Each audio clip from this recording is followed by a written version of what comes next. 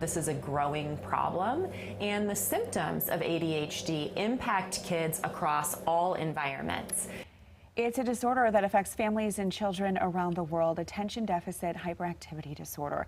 And this month is actually ADHD Awareness Month, a time where doctors are really hoping to educate parents on what they need to know, the bigger picture. Absolutely. And joining us once again in studio with some tips is licensed psychologist Dr. Nicole to offer some tips on getting properly diagnosed. Good morning. Good to see you once again. Good morning. Thanks for being here. This is such a big topic for a lot of families. Yeah, absolutely. All right, so maybe start with what can parents do to kind of assess what's happening with their kid and then moving forward get some help? Right.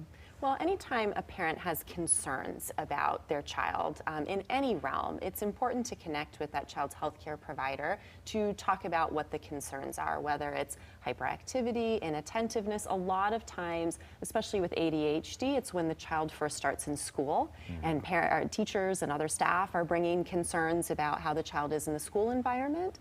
So bringing those concerns to the healthcare provider and seeking out answers, even if you're told initially, oh, you know, your child will grow out of it. If you're struggling with things, look for finding somebody who can help assess the situation and really get to what the underlying issues are. Because what we call ADHD, it's just a set of symptoms, but we need to understand what's at the root of it for children. And there can be so many different causes or exacerbating factors. And so treatment really needs to be individualized for each child. And let's talk a little bit more about that, because of course we hear the term or the word medication, right? And parents say that's the last thing maybe that such a little body needs right now. Right. So talk about some of the other things that are going on that may be that underlying thing where you can stay away from that medication. Absolutely. Well, and that's an important thing to think about, because while medications can be helpful for some children, we know that there are also significant side effects for many kids, and some kids just don't respond to them at all. So it's important to get to those root issues. So, you know, we mentioned in the last segment that nutrition is an important piece, looking at the child's diet, doing blood work even to look at what nutrient levels may be impacting the issues that they're having with brain function and development. Sleep is a huge one. Many children are not getting enough good quality sleep. And what's interesting is adults, we think about lack of sleep as, oh, I'm so tired, I can't, you know, wake up. In children, lack of sleep actually can manifest as hyperactivity.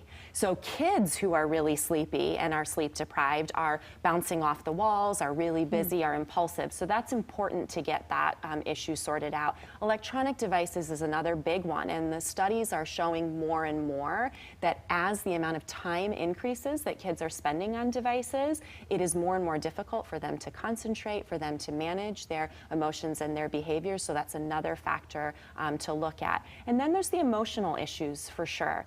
There are many things that can be going on for kids emotionally that can look like ADHD. Right. So children who have experienced trauma, whether that's at home or at school, it can be even something like bullying, loss of a loved one, that can make it very difficult to focus and attend. Anxiety is another piece. Many kids with significant anxiety makes it hard for them to focus and concentrate in school. That can look like ADHD, but in fact that's a separate problem. So lots of work that needs to be done to dig into what's going on for each individual child. Obviously you're diagnosed, you have the kids who are diagnosed, but I've read a few articles where teenagers, especially high school age into college, trying to get a hold of the medication for ADHD in order to focus and do better in school. Have you come across this? Absolutely. It's a big problem. And as more and more prescriptions are written, there's more and more of these stimulant medications out there. And the reality is they'll stimulate the frontal cortex of any of us and help us to be able to focus better. But in people who don't really need them,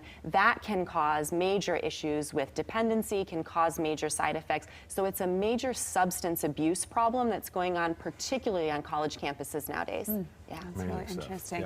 I mean, it's such a wide array. You have older kids, I have younger kids, but it's clearly a conversation that all parents can talk about. Absolutely. So if there's a parent sitting at home and they're saying, okay, some of these things, you know, what's your message to them? There absolutely is hope. These things are overcomable. We have so many things that we can do to support children and families and improve functioning. So do not give up hope for that, and seek out a provider that can really help you get the answers that you need.